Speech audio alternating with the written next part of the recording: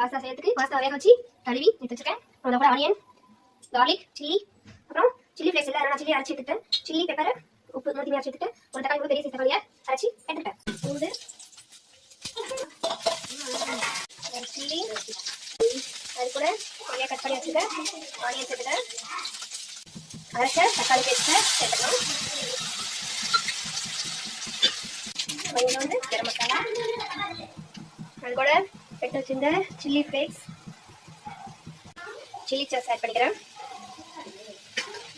அது கூட tomato கெச்சப்பையும் add பண்ணிக்கிறேன். கொஞ்சம் ஜூஸியாக க்ரீமியாக இருக்கும், அதுக்காக ரெண்டையும் ஆட் பண்ணிக்கிறேன். இது கூட அரை ஸ்பூன் நான் சில்லி பவுடர் ஆட் பண்ணிக்கிறேன்.